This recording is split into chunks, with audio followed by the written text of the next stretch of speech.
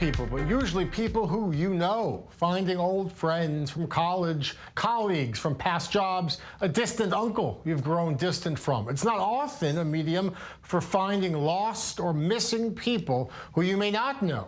Generally, you have to know the people you're looking for out there. But a new Israeli app is changing that. They are working to solve cases of lost, wandering, and missing people. The app is called Hatzilu, Hebrew for help. It lets family members or loved ones upload pictures and personal details, including last known location data and other information. And other people who have this app can access the data. And if they see someone looking troubled or lost, they can pull up where they are and try and see if they can help. Recent Israeli data shows that thousands of missing persons reports were filed with the police last year, including for over 1,000 missing adolescents and hundreds of adults suffering from dementia.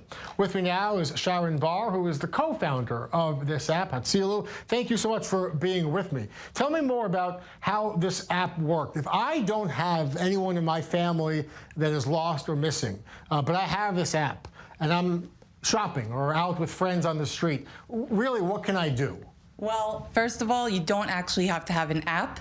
It's a web app. So as long as you have a smartphone with a browser. Any internet access. Really. Any internet access. You go on the smartphone browser, you put www.hatzilu.com. A screen pops up with the option to photograph somebody.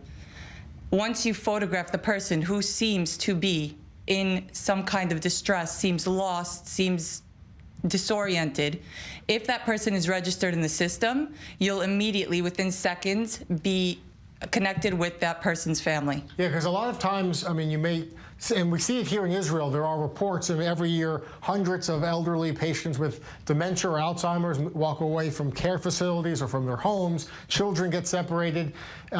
And you see them, or you may see someone who just looks troubled, and this is a way to see if it's someone who can, a way to connect them. Yes, so in Israel we have over 150 registered users now, people, I'd say people, and many hundred success stories.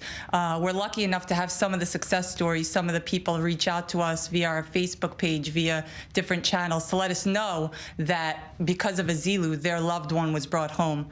Just last week we had an example of a boy who was autistic. He actually left the house, a young boy. He didn't intend on coming home. He was going out, and his dad was looking for him. And somebody saw a young boy wandering. It seemed strange to him. He opened the app, took a picture of him, and brought the boy back to his father. What inspired you to get involved with this or come up with this idea? Yes, so about 2 years ago, my husband and I were watching the news, and there was a story about a young lady named Noga. She had left the house to go to work in Ramat Gan and never seen after that.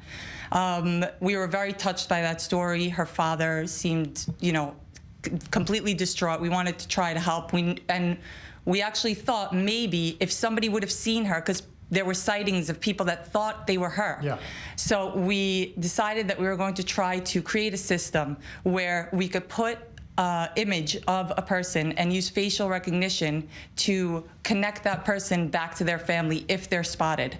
We're hoping that in the grand scheme of things in the future we'll be able to connect to police cameras and security cameras, because she was seen walking around on Bialik Street in Ramat Gan, and had we been able to track a little more, the system could have actually found her face. So what's the next step? Is it better connection with the police or emergency services? How do you move forward? So that's a two-step question. I'll answer the police part first. So we do realize that security is a very important part of this whole scenario. Yeah. And we actually proudly recruited ex-police commissioner Moshe Karadi to help us and be our expert security advisor.